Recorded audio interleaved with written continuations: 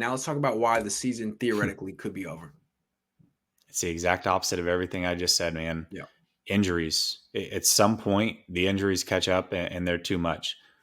Seattle's tough, right? These next two games are divisional opponents. And yes, the Colts aren't the best team, but I'm sure Wentz can carve up a weak secondary. The injuries are too much. The coaches, the rest of the league is caught up to Kyle. He doesn't make the adjustments.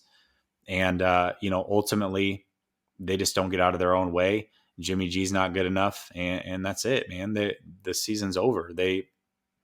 There's a chance that they don't make the playoffs also. And Jimmy Garoppolo, if he plays all season, that would be a disaster also. Yeah, the Niners are 2-1. That's great. The Niners were 2-1 last year. And then they went 2-3, and then it all fell apart. When they fell to 2-3, that was their loss against Miami. That was so upsetting for the team. That's when Jed York left at halftime in a huff. Anyway, why the season is over, just like you said, is the opposite of what I said.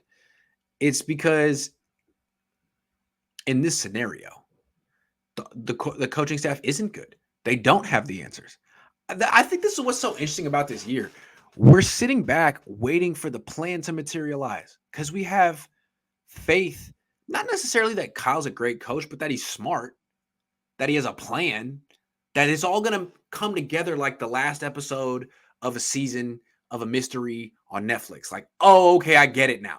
But we're all waiting, and it's freaking almost October, and it doesn't make any freaking sense. Yeah. And okay, maybe next week against this week against the Seahawks, the run game is just going to break out, and it's going to look great, and the play action, and it's all going to come back looking like it did in 2019. They'll just win by 2 touchdowns. But what if it doesn't? What if this team doesn't have the answers? What if this coaching? What if this offense? What if Kyle isn't that good?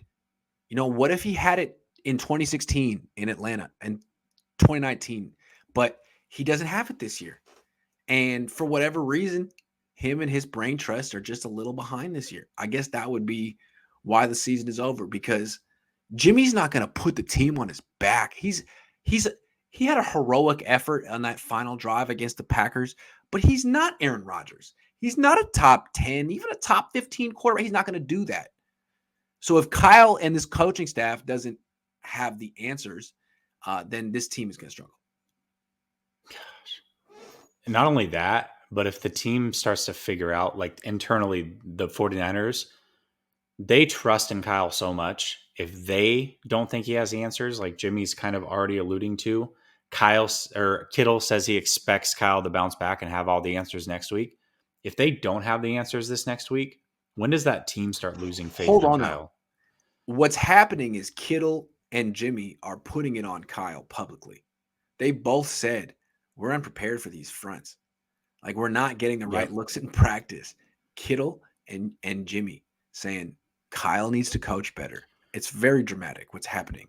And it's hard to notice if you're not, experienced, because everything is phrased so positive. But no, both Kittle and Jimmy are calling out Kyle and saying this is his problem. This is a Kyle problem, a KP. He needs to fix it. And they're right. They are right.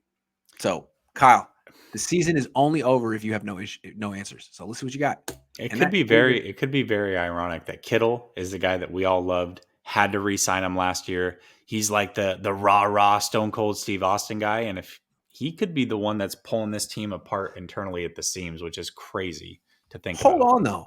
All I'm saying is maybe Kyle's the one pulling this team apart in the season. Oh, for sure. When you structure a 2-quarterback system, you're asking for it.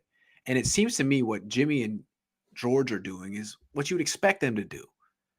Try to rally the team in some direction behind Jimmy. It makes sense. And Trey's not going to fight it because he's 21. Kyle is the leader. Kyle's the one that's supposed to give some direction, and he's giving none. And so Jimmy and George are doing the best they can. I get it.